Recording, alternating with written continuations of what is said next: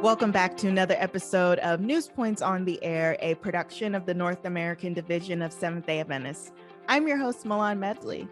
Our guest for this episode is Tanya Musgrave, a professional filmmaker and podcaster with a passion for networking. As a graduate of Southern Adventist University's film program, Tanya has seized and created many opportunities to broaden the Adventist filmmaking community. Tanya has a heart for empowering young filmmakers with resources and contacts that will help boost their career paths. Tanya is here today to talk about her journey as an Adventist filmmaker and the lessons she's learned along the way. Hey, Tanya, thanks so much for coming on the podcast. I'm excited. Thanks for having me. Yeah. When did you first realize that you wanted to pursue a career in film? You know, I actually kind of stumbled into that completely. I likened it to, a mouse that is, running a maze. If I don't have a maze, I'm just kind of like running a mouse. And I just imagine that God is just like, and like kind of getting me into the right place that I'm supposed to be. I'm just kind of like wafting through life. And I was actually going into music, and What instrument or vocal? I was doing piano and voice at Southern. Yeah. And that was not the right. I mean, there are some music majors that love it and others that they hate learning about it, in school. And I guess that was me. So it just so happened that I was just like, all right, well, I'll learn how to record then.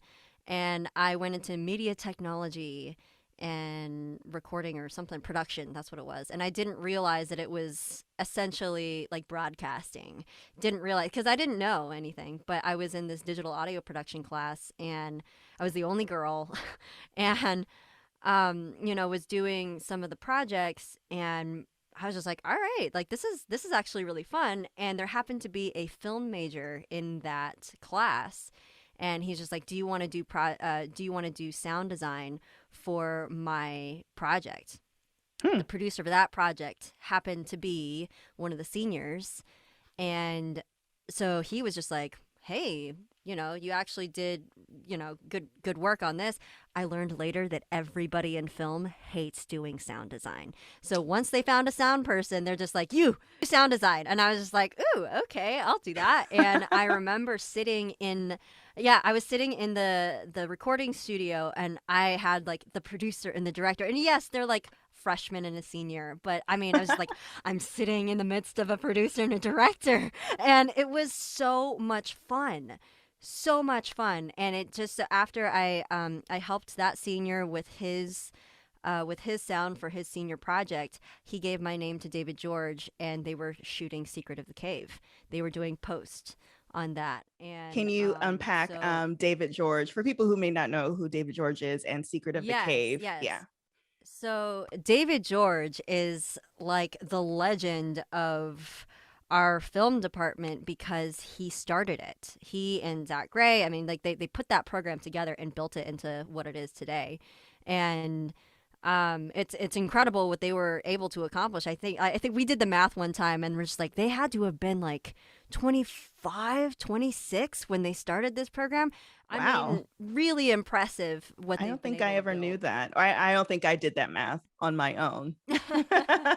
Well, I think I don't remember. I remember one of them had a birthday, and so we were counting backwards how many seniors we knew, like how many empires had risen and fallen.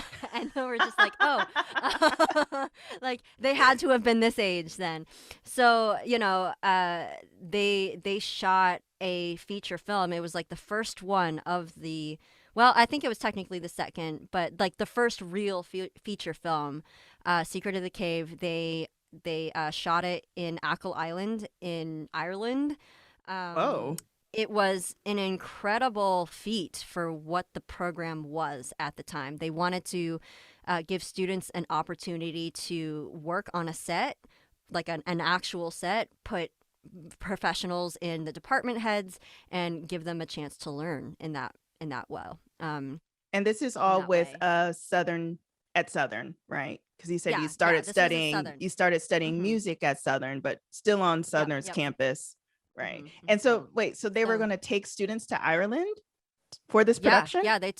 they took students there. I missed it by a year. They were working on post at that Oh, particular time, and so and what year yeah, was that? oh my stars, 2000.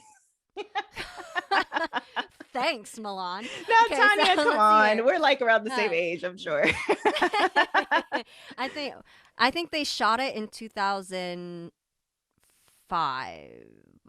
I was there the summer of 2006. Okay. So yeah, by the end of my freshman year, I found myself on this feature film post production crew doing Foley. And what Foley is when there's cruddy sound actually on location, you have to replace that sound within a booth. And some poor schmuck Oh, gets to have a ton of fun walking in a box of dirt or like rattling paper pieces or, clinking teacups together. And it yeah. was a blast. Absolutely loved it. And I changed my major and never looked back.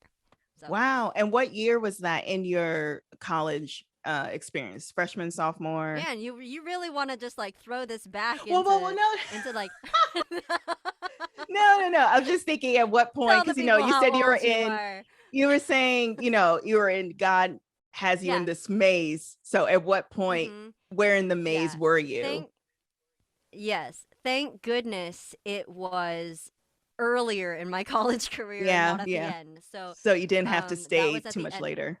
Yeah. Mm-hmm. Yeah, that was the end of my freshman year. Okay. And in between that, I like the summer in between, changed my major, started as a sophomore. So yeah, it was good. Nice. Wow. Okay. Because this is so fascinating to know, because just having known you, or knowing you now and knowing what you do and all that you're capable of and all that you produce, it's amazing that you kind of fell into that. And the way you came into film was through sound, but you're Mm-hmm. also a Mm-hmm. photographer, right? Were you doing photography I am. before that Yeah, too? I am. Yeah. Okay. Yeah. So it just seemed like a really cool alignment. You already had, experience with the camera, and then like the film department loves you because you did the work. Actually, no, the photography actually came my junior year of college. Oh, I didn't know of wow. anything about I didn't know anything about photography. I didn't know anything about film, and that was my trepidation actually, because I was talking to some of the other students and I was just like, "Man, this seems like such a cool department." But I didn't even do yearbook in high school. I didn't do AV club. I didn't do any of that. I don't know how cutting works. I don't know. And they're like, we didn't know anything when we came into the program. And I'm just like, done. Wrap it up. Sign me up. I'm there. So yeah, it was a really great transition. I mean, I didn't even know that there was a film program there. Wow. Lucky I me. think that's really encouraging to know, especially for like anyone who is in college or thinking about going to college and they're unsure of pursuing something, because like, I don't know things. Well, you're in school to learn, Yeah. Oh yeah. you No, don't know it college is the all. perfect place. Yeah. Yeah, it's the perfect place to figure that out. In a way, what was hilarious is that because I was so unsure when I was still in music, I went to the counseling and testing department to help me figure out what I could do. And they have all of these tests that we would take as Yeah. seniors in high school, saying Mm-hmm. like, "Oh, what would you be?" 100% every single time it was a musician, it was an artist, and I was just like, well, I already knew that, all the fun stuff. But the Yeah. first ones at Southern, the ones that I took, the first one was film art and film production, and I was like, Wow. huh? And then I still didn't know that there was a film department there. but, but God's path Oh, finds you. So yeah. Wow, that's incredible. So did you know, before going to Southern, did you know many creatives? And well, let me even back up some more. Did you go to Adventist school prior to college? I did. I Oh, did. Did you? Institutionalized from a kindergartner. Okay. Yep. So did you know many Adventist like creatives in a sense, or people making films or producers? Did you know anybody kind of in that realm at all? So this was brand new territory for Absolutely you. zero. This is absolutely brand new. Yep. Wow. Nobody had no clue what I was doing. So once you made that leap and that jump, how was that received? What was your support system like, or who was in your corner and helping you as you made this really drastic change? Who did you kind of lean on, or who really like who helped you? Who were like the key players who helped you in this journey when you made this really big jump? Hmm. So you mean the jump from music to film, or just Mm-hmm. like throughout film? Oh, okay. So, um, it's kind of interesting because I remember thinking about this, especially after I graduated and was trying to find work. I remember a conversation that I had with my dad, and we were in the shop. We were tinkering on a car, and he's just like, "So, you're pretty serious about this film business, huh?" And um, I had gone to school for music, which music in the professional sense isn't necessarily like that much more or less unstable in some ways, you Right, know what right, I mean? right. So, I mean, they're both in the arts. They're both like, "Oh yeah, you're a musician." Yeah. um, but I still remember he's just like, I think you might, have a bigger impact on people like with your music. Hmm. And I was just like, yeah, but I think this would be good. He's like, all right, let's do it. And my parents, they've been fantastic in that sense, because I know of so many students that, for instance, wanted to go into the arts, but their parents were just like, no, you will be a dentist, you will be a lawyer. Mm-hmm. And they kind of muscled that into their, and I'm not saying that you shouldn't be smart, because honestly, if I didn't have that support system afterwards, after I graduated, um, like I wouldn't be where I was today. Like my parents were the driving force behind that. Because I still remember as a senior, I realized that I was not going to have the cush RA job. I was not going to have the Hmm. cush um, film lab job, and I was going to have no income, and I was going to have to figure out how to do life. And I broke down in the parking lot. Like there's like this little grocery to the VM parking lot. I just like had a meltdown. I was just like, "Oh my gosh, what am I going to do?" And my mom happened to be in town, and she was like, she came and she met me on like the first floor of the art building, and I was just like sobbing. I'm just like, I don't know how I'm Oh, gonna do this. Like, what am I like? I can't take yeah. care of myself. And she's like, Tanya, you're gonna be okay. Hmm. You're not gonna be homeless. You're not gonna go hungry. You're gonna figure this out. And that's all I needed. Like Wow. my parents at the end of this.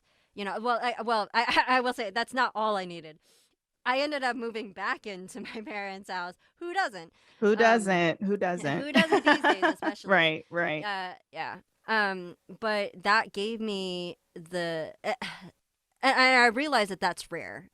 Like some people do not have access to do that. So that is a Yeah. huge blessing to have been able to have. But I moved back in with them and was able to use that as home base so that I could go wherever I needed to. Because I would, there was one year I think I spent a total of like 40 to 60 days at home.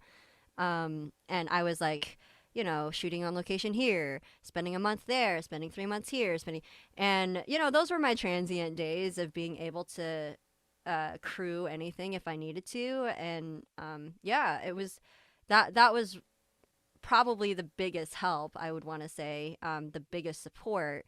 Professionally, I would probably have to say anybody that went to Southern who Hmm. was like part of our group, because we didn't really know anybody like that producer who was on that very, very first project. Mm-hmm. Um, Your sound design he project. ended, yeah, that sound Mm-hmm. design project, like the very, very first project I ever worked on.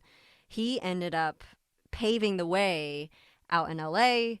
And so, like everybody has connections, places, and it just so happened that, little gigs that I did here or there, they would come back. They would come back around.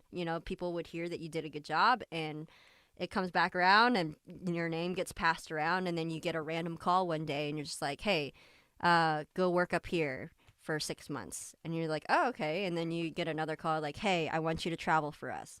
Okay. Like, this is what I'm talking about. I waft through um, Yeah. So like I but want to talk about those like gigs, kind of like, to give like a real picture of what it's like to be in a film graduate. You went to Southern, graduated mhm, with a film degree, and then so you're just mhm. describing like your postgraduate life. So can you Yeah, describe? post grad was rough. Yeah, so It let's was, talk about yeah, yeah. maybe a couple memorable gigs. So memorable being like favorite or just amazing, or memorable maybe Mhm. being like when you learned some hard lessons or tough lessons, or my dad likes to Yeah. say character building. Mhm, So if mhm. you encountered any like Oh, character okay, building okay, gigs. So yeah, okay. what are like one or two of your most memorable experiences from that time? Hmm. So I remember thinking, because I was, again, we're in rural North Carolina. Excuse me. We were in rural North Carolina, and I had no leads. So I was just like, all right, I'm going to be like those people in the movies. I'm going to just pull myself up by my bootstraps. I'm going to just cold call whatever I can in Wilmington. Because Wilmington, like on the coast, is supposed to be a pretty big film town. I think they had Oh, filmed One Tree Hill there and Iron Man there and Hunger Games, and Hunger Games was even like filmed in Western North Carolina, and that kind of thing. So I'm just like, there might be enough here, right? I and you were cold just called. there by yourself? Like you just went out, just Oh, what led you to oh, North no, no, no. Carolina? Oh, no, that's where my parents lived. Oh, got it. Got it. I'm with you. Got Yeah, it. yeah, yeah, yeah. Yeah, we're in rural North Carolina just because my parents live there. Got it. Got And it. that's where I was freeloading. So, we had, uh, let's see here, a studio out there, Screen Gem Studios. One of the students there at the academy my parents worked at, they worked at Pisgah. She's just like, hey, like I know somebody who did sound there, and I'm just like, let's take a road trip. Yeah, sure. She lived out in near Wilmington, so I just like visited her and her family for a week, and I got close enough to see the door. I have a very blurry phone pic still on my phone of the door that I was not able to enter because that is where the production offices for Iron Man was, or production Oh, offices were. yeah. Um, but other than that, I was just like, all right, that's a complete dead end because like I honestly have no idea what I'm doing here. Like Yeah. this is great and all, but like I'm not going to be able to find work here. So I remember I worked on a coffee shop, and I would do photography. The thing that I did before I graduated, I started a photography business. And so that was kind of keeping me afloat. Um, and then I don't even remember how. Oh, because like I think that I had it in my mind that I was just like, all right, you know what? I think I'm gonna try this California thing because after the Screen Gem studio fiasco, and cold calling, which was also a fiasco, I looked on Mandy.com, which is where there's a lot of media gigs, for who what have you for like media and TV. You look on Mandy.com. And where I did like within a 100-mile radius, like zero jobs. And I was like, huh. And Yikes. so I just, just to look, I looked at LA and like however many thousand hits come Right. up because Right. everybody's shooting in LA. I was like, Right. well, maybe I'll go there, but I don't know anybody. I don't have any. I mean, like we did have a crew out there, but it's just like, I don't have anywhere to stay. I don't really know what I want to, and I don't want to figure that out while I'm having to pay out doing it. Yeah. So, I was kind of in the middle when I got a call from Garrett Caldwell, and there's this position that was opening up at the GC. It was it was a temporary thing. It was for content creation there And at at the the GC. time, Garrett Caldwell was the PR director for the General Conference, right? Is this Was when he was there? No, I think he PR or was he communications? He was PR Was director he under communications? Oh, okay, communications. Yeah. okay. Mm-hmm. Oh, okay. Yeah, I got you. Mm-hmm. So yeah, I got a call from him, and this was again, I was transient, so I didn't like the idea of like a full-time job. I That Yeah. scared me. And he's just like, "How long can you give us?" I'm like, "You have 6 months." And he's like, "We'll take it." Wow. um, he's just like, "We would like to have you for a year." I'm like, "I can't connect. I can't commit to that. I don't know." But sure enough, I threw all my stuff in the vehicle, went up there, and that was probably the next most, like character building section, was because I media and the church have always kind of been a fun little dance in some Mm-hmm. ways, and I wanted to see what it would be like to like join the fray, like to be part of the ship that has to turn. Am I gonna be a rudder? Am I gonna be like an actual what's is the big one the rudder? The big one's the rudder, isn't it? I don't remember. I would I have didn't to know consult if I was Google. gonna be like no, it's okay. I didn't know if I was gonna be a rudder or if I was going to be you know like one of those oars, one of Mm-hmm. like Mm-hmm. the oars from Ben-Hur. Am I just gonna be like one of the hundreds of of oars? Like, Right. I didn't know if I was gonna help at all. So Mm. it was really great because I had a like more positive experience than I was expecting.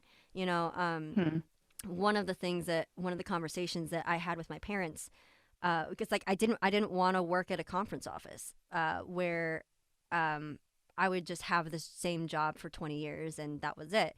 My parents were just like, "Hey, this guy is retiring," and he's the one that would make the academy videos, and I'm just like, "No, I feel like that's not like I can do better. Like I can do bigger." And I want to try. And so I'm just like, if I'm going to try at least to turn the ship, it would be from the GC level. So like, let's try there. Um, that was where they were shooting Record Keeper at that particular time. And so that gave me access to Jason Satterland and that whole entire crew and cast, where I've been able to.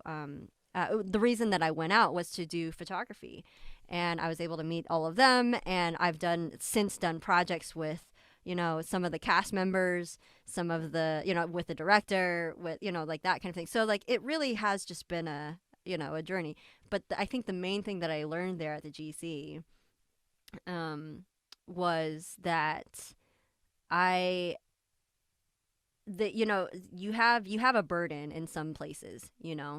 That particular place wasn't my burden, but I really really appreciated meeting the people that I met there.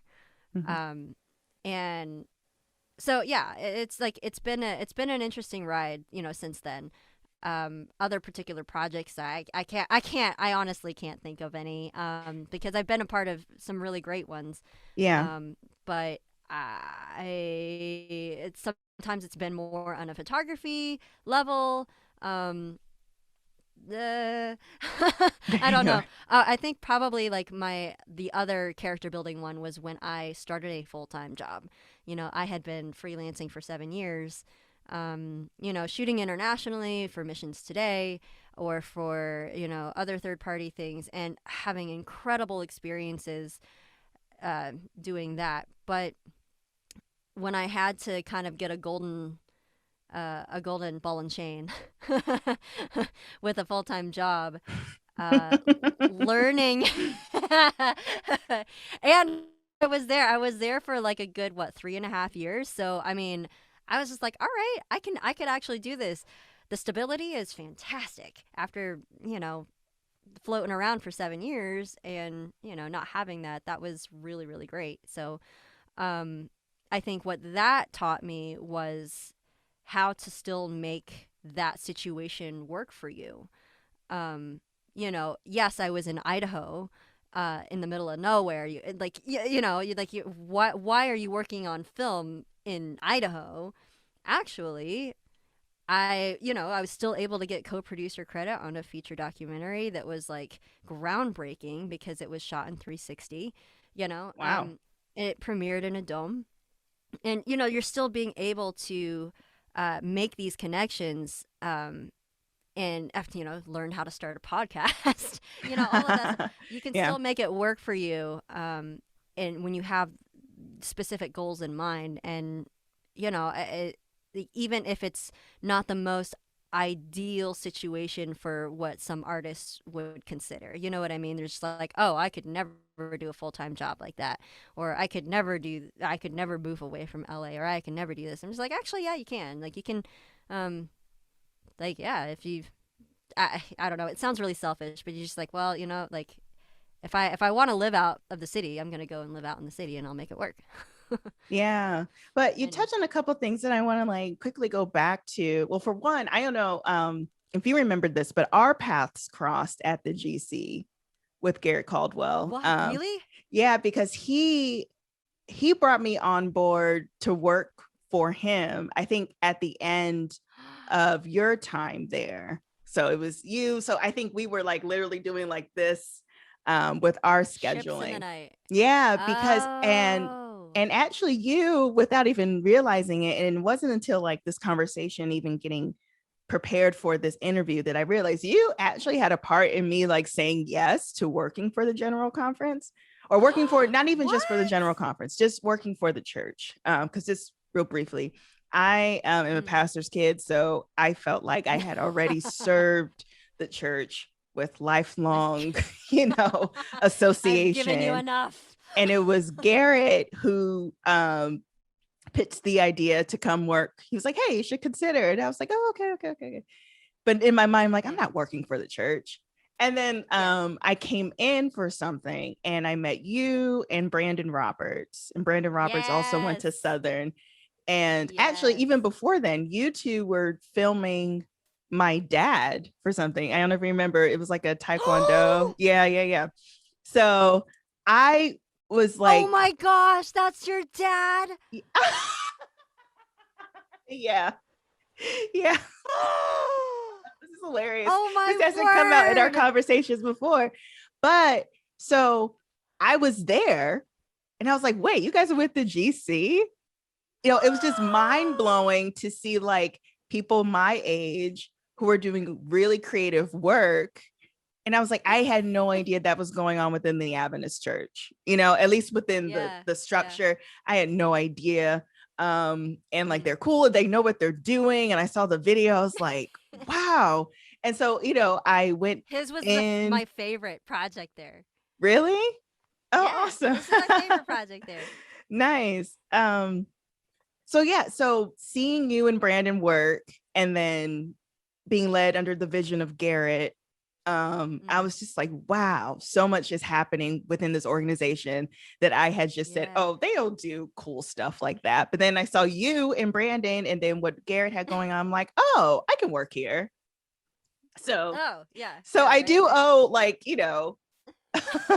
part of my decision, that This it is actually led me crazy. here to Oh my you, and just seeing gosh. how like, oh my goodness, I didn't know people this cool worked for the Adventist church. But That's getting to what you amazing. said, but getting to what you said about, it wasn't your burden in terms of, to stay and to like be the or to be, you're not there now, but you really benefited from that time there. So I want to know, like, what do you have a burden for? What stories are you driven to tell? You know, that's a really interesting question because I thought that, everybody leaves and they're just like, I want to be a director. And I loved doing my senior project.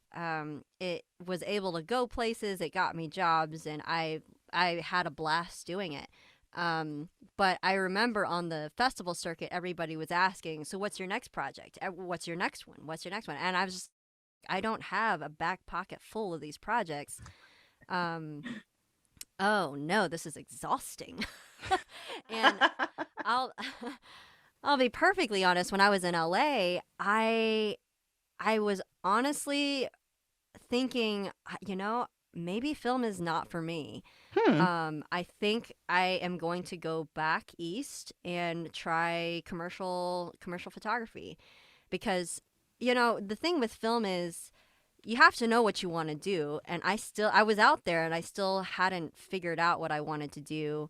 I liked doing a lot of different things. I liked photography, but that was pretty much the only thing that I was just like, all right, I guess like this is all that I can do, where I can like be involved in every department and get to know everybody. I love the personal aspect and the team aspect, but I was just like, and I would be part of crews here and there, but by and large I was doing photography. I had no plan to go into film further. Like I had made my decision except for the fact that I had no plan to implement it. I had no connections within that industry. I had nothing. And then the full-time job in Idaho opened up, like, to pretty much be involved with film, and I was just like, what? And I figured out that was where God wanted me to go next. And so I was like, all right, well, it turned out to be the best thing that has ever happened to me. I love it up here. I have quick access to the mountains, and I can still be involved with film, but it was in a producer role, actually, and I had never considered that because my friend and buddy who produced my senior project with me, they're always just like, oh yeah, you're going to be the creative and she's going to be the producer, and I never thought that I had producing qualities, right? Once I started producing, and realizing like, oh, producing is actually just like bringing together people that and a team, and making sure it gets on time. And punctuality was never a thing that I that I waved my flag for, but in a producer position I realized that I did. And so I was like, huh, interesting. And usually, being in a professional setting really does change somebody sometimes, like not just like your environment, but like when you're put in a certain role with expectations, yeah, you step up. It's pretty cool. So I found out that I really liked producing. I liked bringing people together. As long as somebody else was footing the bill, I didn't have to worry about, like, all right, well, you want this to happen? All right, let's get this done in the best way possible. So yeah. I forget what the question was. I'm so. Well, no, it's fine because it's a great segue to where I was about to go. So you're in Idaho, and Idaho is or where you launched your podcast, right? In Idaho in this current setup. So I want to talk about your podcast and mainly the driving goal underneath your podcast. So tell me about the podcast and what you're hoping to do through it. So one of my biggest passions is education and connecting people. So this is a fantastic way to do it. I love talking. If you haven't figured it out, I guess. I like chatting with people, and I think everybody can be fascinating. Everybody has a fascinating story of like how they got to where they are, and what lessons they learned. And when the pandemic happened, we had been planning an in-person event that didn't happen, obviously. So we needed to figure out a way to get this educational content out to everybody, and it was in the form of a podcast. So when my time there ended, I wanted to continue the podcast. I wanted to keep it going because it was a great way to network, number one. It gave an excuse to talk to professionals that wouldn't be weird or creepy, you know? um, and it gave a natural segue to these particular people wanting to be involved with mentorship and educational opportunities. So who I partnered with Sunscreen and And the we'll talk about filmmakers. sunscreen in a minute. We're gonna Yeah, yeah, yeah, yeah. yeah. So you partnered with But sunscreen and who else? Sunscreen and the Filmmaker Institute. And Filmmaker Institute is, he's a guy out in LA. He partnered with Stu, who is at Loma Linda doing their media, and they are wanting to do some brand partnerships and some practical pop-up events where people can get their hands on some of these cinema cameras ahead of time and all this stuff.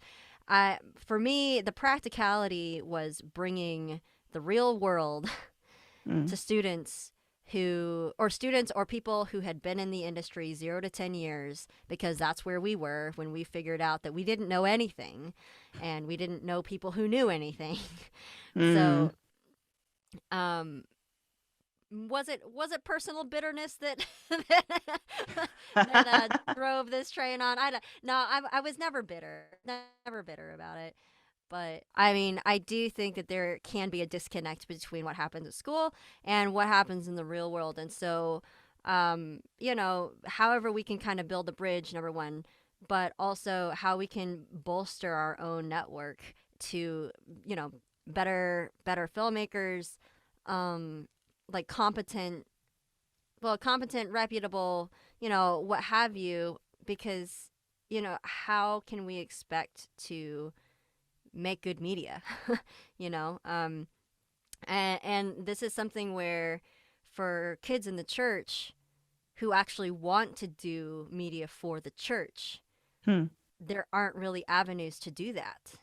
And so, I mean, do you want to be a filmmaker who makes something that looks, a third of what it could, and then it doesn't go anywhere because it looks a third of what it could? Quality wise. Or, yeah, like production quality wise and all of that. But I mean, what is the whole point of if you're gonna take any kind of charge seriously, if you're using it as a ministry, how can we be good stewards of the talents that we've been given if what we make doesn't actually make it to anybody?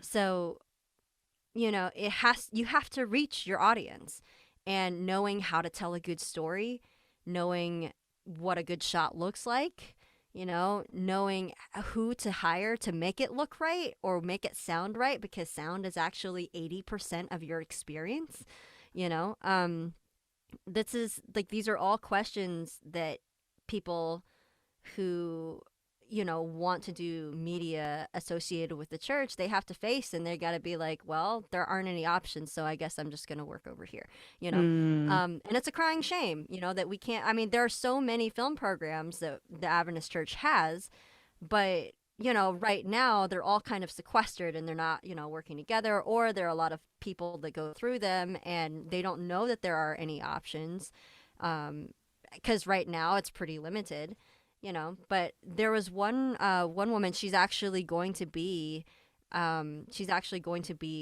Sunscreen, but Jude. She is she used to work at Hulu. Now she's at HBO Max, and when she graduated, she didn't even know that there were other Adventists. She did a call for people who were Adventists, and there was one guy that she met up with there in LA, and was just like, hey, you're like, what are you wanting to do? And he's like, well, I guess I'm just gonna crew this shoot over here. And she's like, all right, but she didn't know that there were other Adventists that were even interested in film.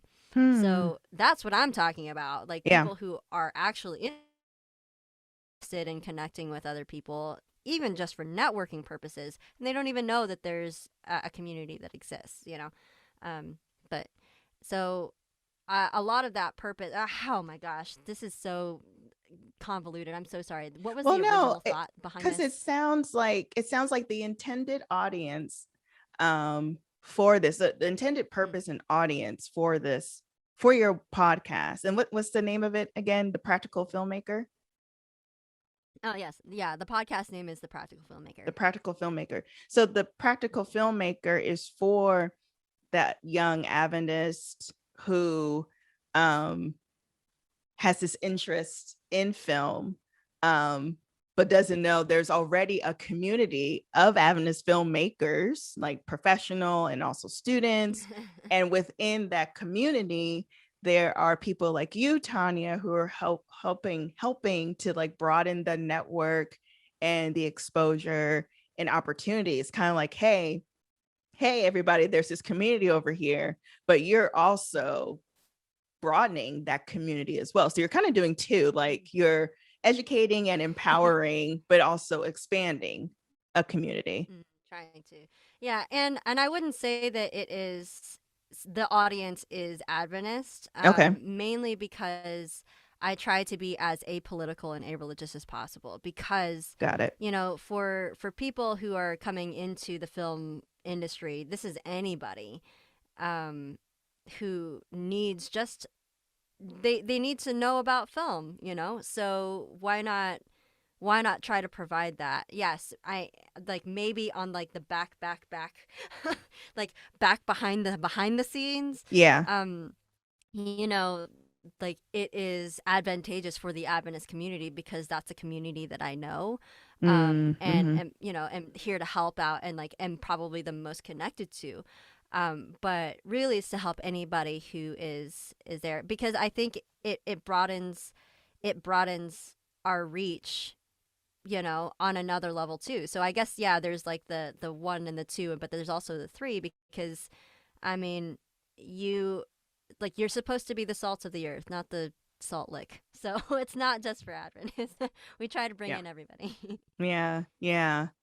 And so now let's talk about, like you mentioned sunscreen before, and this was another thing, another like mind blowing moment for me, similar to when I saw you and Brandon, Tanya, put together like such a cool video project.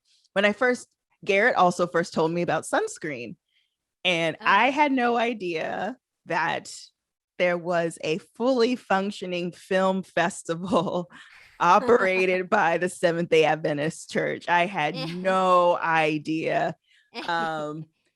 So that was like, what? And someone's been a lifelong Adventist. I was just like, I thought I knew everything about what Adventism had to offer. Yeah, But especially if they had anything cool.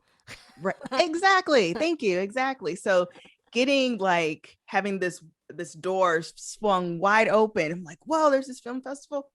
It's awesome.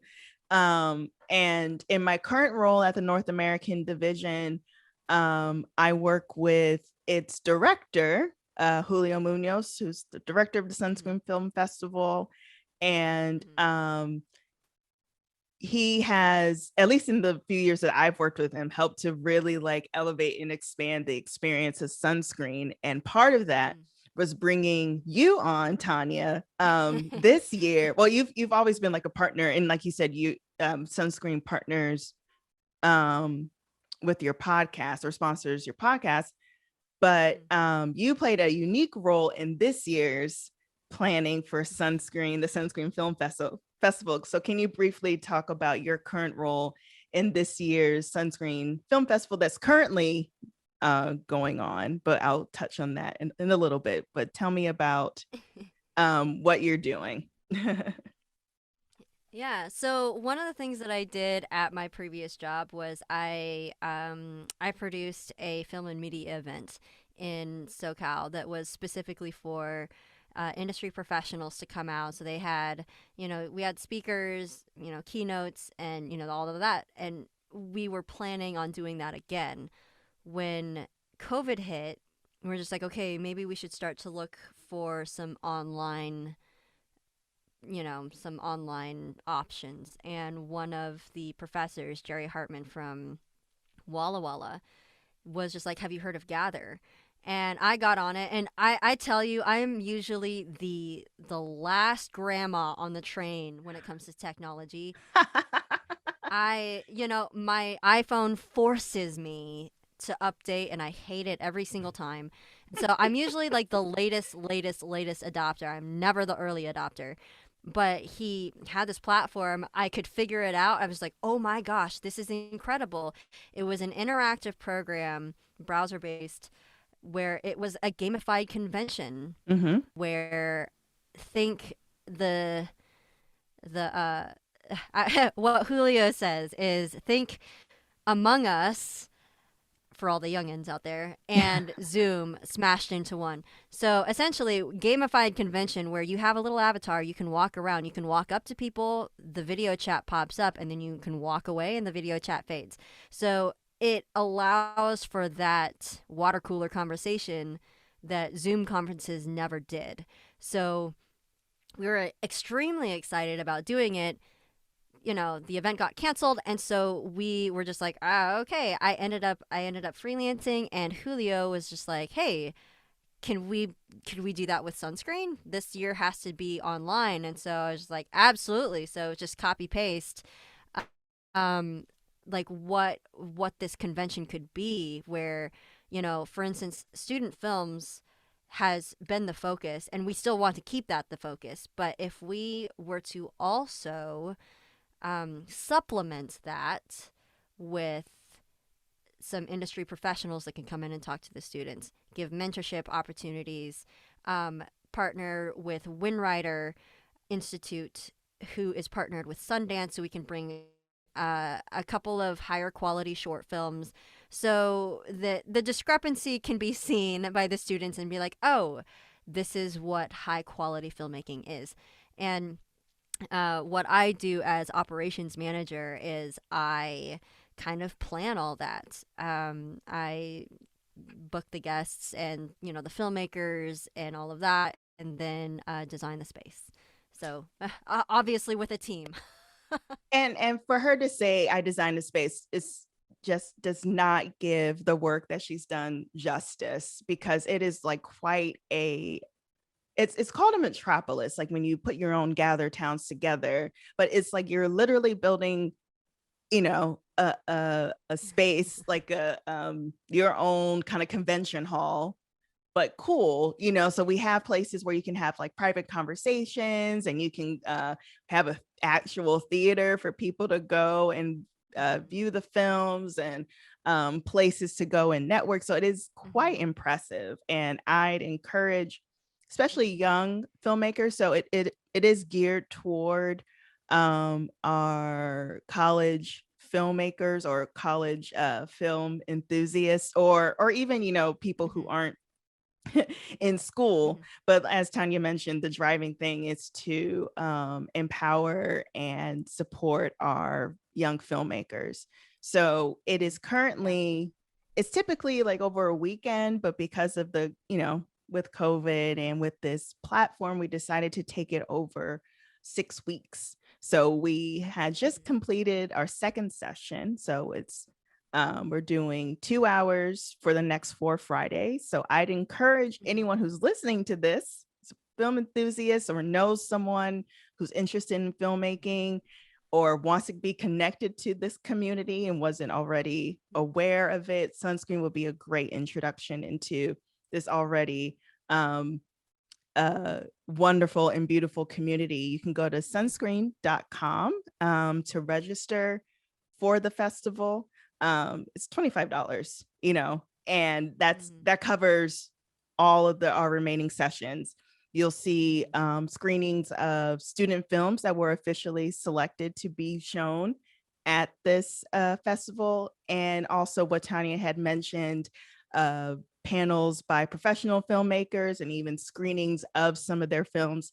The past 2 sessions we've had have been incredible, and so awesome to see the networking potential and yeah, it's been really cool to watch. And I wish I had known about something like that when I was in school. I didn't study film, and Yeah. probably, I wouldn't reroute my path, but it's really cool to be in such an inspiring space full of creatives who, you Mhm. know, share the same like worldview in a sense of like wanting to create and wanting to contribute and wanting to network and appreciating great things. It's just like a really great space to be in. And Gather gives it, I would say, as close to the in-person experience that you Mhm. can get with an online platform. So Absolutely. this really isn't something to be missed. So again, Mhm. sunscreen.com to register. All right. And I will also say too that we are putting it in the budget to have quarterly sessions as well. So like Mm-hmm. give students, some time throughout the year to kind of reconnect as well. So it's not just a once a year thing. We will be putting together quarterly sessions where we have mentorship opportunities as well as panels or, filmmakers or what have you. So just to throw that out there too. Yeah, yeah. And I wanted to ask you this earlier, and this all ties in terms of like building that community and staying connected and empowering. You're still in touch with your alma mater. You're still involved, it seems. Why is that important to you to stay engaged with Southern and Southern's film program? Well, um, well, first of all, I don't know. I'm a big camp kid, so I always stay in touch with everybody that I can. I guess I don't know. I love it. I also think that it's really important that the students have a bit of a ladder. If our media is going to get better, they're going to have better opportunities than we did at their age. And Mm, that's how we're going to start building that ladder. And getting like for instance, chatting with one of my other friends. I don't remember which school that he went to. He went to a film program, but he was just like, yeah, because I asked him like, are you in touch with anybody from your film program? He's like, oh yeah, me and my buddy, da, da, da. I'm just like, no, no, but like any of the current students. He's like, oh no. So, and I was just like, do any of them know you exist? Because like he's got a really good gig going where he's at. I mean, and the market is hot where he's at. So it's just like, all right, well, how does nobody know about this, even from your alma mater? Like, you don't bring people out there, or what have you. And I will say, you know, the original guy who paved the way out in LA, he had probably one of the more primitive versions of our program, right? And there's something to be said about the people who muscle their way to where they need to go. Hmm. They make it happen. This is probably for the ones that need a little help. And I think it just really does create that much bigger of a network. I can't tell you how many students I've seen come out since I graduated who like I've worked with, who's given me work and I've been able to give them work. Oh, So, wow. I mean, yeah, yeah. I mean, and this goes to show, I mean, even people who I know who have been like way up there. I mean, when you're in this particular business, a job can come from anywhere and anyone. And when they say that it's about who you know, they are not joking when it comes to the film, in the film business. So, I mean, getting to know a lot of people it's so great. It's a symbiotic relationship where you can help them, they can help you. Even if they are eyes and ears within their own departments, it's just like, oh, hey, I actually know a kid who does sound, or I know a kid who does this. Um, and they are years and miles beyond what a college kid should be at. Hmm. Um, they are perfect candidates for XYZ over here, up here, who are looking for interns. Like, hey, do you know a kid who does this? Like, absolutely, yes, I do. And me giving a good recommendation helps when it comes to networking, everything, I mean, all of it kind of comes back to networking. And it's Yeah. such a clinical way to say that, because honestly, we're all just friends and we just text each other like, hey, like, what are you doing in May? You know what I mean? What are you doing Yeah. May? Like, oh, my May's booked up. What about June? Like that kind of thing. And it's like, that's how it is. You're literally just texting friends. So you have to make sure that, if you're coming into this business, that like you try to make friends.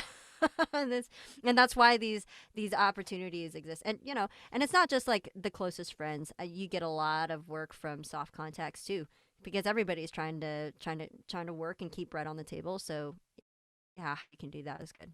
Yeah, awesome. Well, thank you so much for your time, Tanya. And I know we've only like scratched the surface as to like what all that you're involved in and into. It seems like you have endless energy because aside from this, you're also very active in your local church. I don't know how you do it. But do you have any I don't either. upcoming do you have any upcoming projects that you can talk about or share, or any final thoughts aside from that? um yeah, I'm excited about a project that Southern is actually shooting um, this summer. So every 4 years, they try to get a micro budget feature made so that the students have an opportunity to be of a project of that caliber, of that magnitude. And it's a good fun time for some of us to come back and be involved. So they needed a producer, and I signed up for it. And so I'm really excited about that, because it'll be a good learning opportunity for me too. It'll be great. And then to be involved like with the kids, their journeys, and learning, and I'm going to be learning right alongside them. So Mhm. it's going to be a great environment. And then I'm going to be helping produce another event for Windwriter. So Windwriter Institute, they have an annual event there at Sundance, and I'm going to be able to help produce that too. So no, I'm And I'm really excited. can you describe a bit what Wind Rider, that was hard for me to say, what Wind Rider Institute is about? I know you said they're associated with Sundance, but can you Hmm. describe it a little more? What they do is they try to find meaningful conversation behind the filmmakers. So uh, they find these films at Sundance, because if you're gonna learn from good films, you go to Sundance. You go to like that's the one that was that they were attracted to, and they wanted to kind of set up shop there, where they could have access to filmmakers, have them come on these panels and have discussions, like deep discussions about why they made what they made. And in that respect, they can find purpose as filmmakers. So yes, it is a Christian organization, but no, but they are Christians. It is an organization run by Christians, but it is not technically a Christian organization. Does that make Hmm. sense? Hmm. Hmm. And having that opened up really does help bring in photographers. It really does help bring in filmmakers who, I mean, they've said blatantly on stage, you know what, I'm not a man of faith, but I really respect what you guys are doing here. And I think that is overall the mission that I love. I love being available to people who are outside of the church, because isn't that the purpose? Like, isn't that the mission? Um, to be available and be um yeah, all right, be available, be a light, Yeah. and if not that, then just be a presence where people can come and learn something more, so they can go out, they can be a light. And I don't know, I have high respect for what they do. And I'm excited about that event, and helping out my alma mater. Yeah, man. Wow. That's really exciting. And also, just to reiterate, with the Sunscreen Film Festival, Tanya's connection with the Film Writer Institute, Wind Rider. we will see I'm sorry, I mispronounced. Wind Rider. What did I say? You said film writer. Ha, okay. Wind Rider. Thank you. I didn't even realize it. Okay. Wind Rider. Thank you. Excuse me. Yeah. Um, Evidence of that partnership will be seen all throughout this year's Sunscreen Film Festival. Those professional panels that we talked about in films, are part of our Wind Writer Forum that is part of our Sunscreen Film Festival. So that's $25 that I mentioned.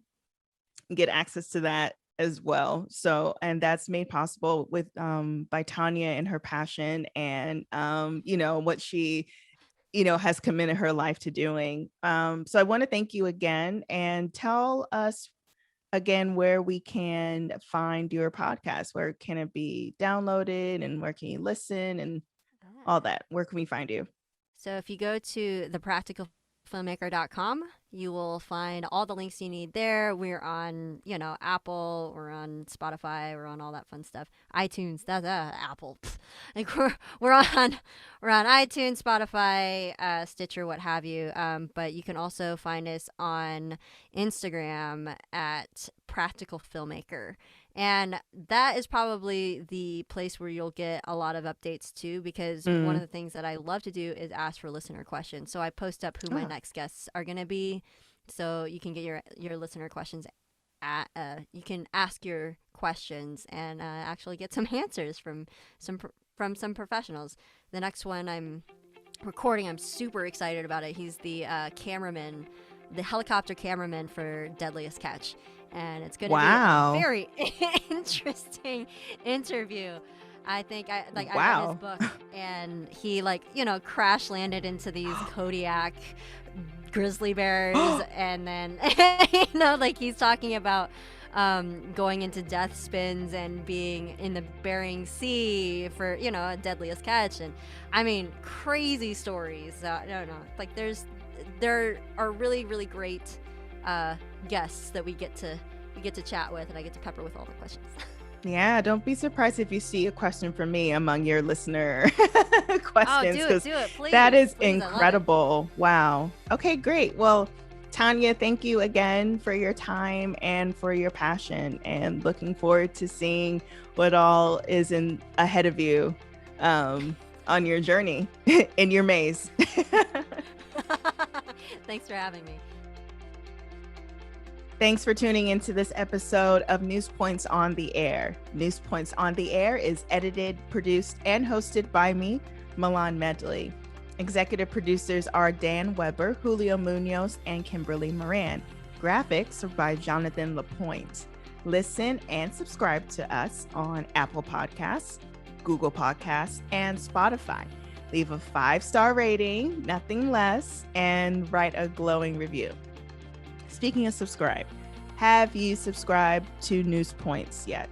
It is the one-stop shop to keep up with all things related to the North American Division of Seventh-day Adventists. There's no getting around that. So in order to subscribe, you need to go to nadadventist.org, then click on News to get our weekly digital newsletter that has ministry resources, special announcements, and news stories. That's nadadventist.org, then click on News. If you have questions for me, send them to ontheair@nadadventist.org. That's ontheair@nadadventist.org. Thank you again for listening and watching. We'll see you next time.